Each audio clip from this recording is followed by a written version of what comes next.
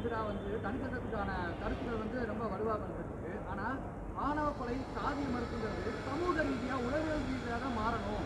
வெறும் சட்டத்தினால வந்து இதை மாற்ற முடியாதுங்கிற கருத்துக்களை வந்து நீங்கள் இதை எப்படி பார்க்குறீங்க? ஏன்னா ஆண்டுகள் மாறிக்கிட்டே வருது, பெயர்கள் மாறிட்டே வருது, ஆனால் இந்த சம்பவங்கள் மட்டும் மாற மாட்டேங்குது. இதை நீங்கள் எப்படி பார்க்குறீங்க? சட்டம் வந்து ஒரு தடுப்பு நடவடிக்கைக்கு பயன்படக்கூடிய ஒரு கருவி. அதுவே இன்னும் இயற்றப்படவில்லை. அதுவே உளவியல் ரீதியாக ஆளும் தரப்பிலே அல்லது அதிகார வர்க்கத்திலே ஒரு தயக்கம் இருக்கிறது. இப்படி ஒரு கொடூரம் நடக்கிறது, இந்தியா முழுக்க நடக்கிறது. பெற்ற பிள்ளையை கூட கொடூரமாக படுகொலை செய்யக்கூடிய அளவுக்கு பெற்றோரின் உளவியல் இருக்கிறது. இதை ஒரு தேசிய அவமானமாக கருத வேண்டும்.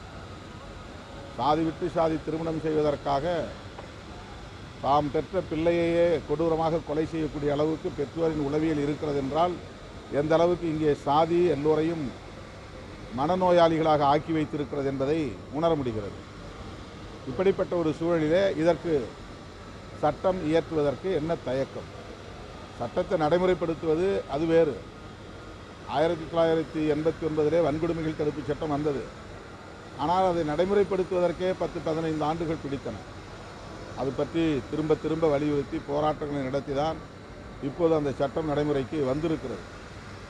அதுபோல ஆணவ கொலைகள் தடுப்பு சட்டம் என்பது வெறும் தலித்துகள் பிரச்சனை அல்ல.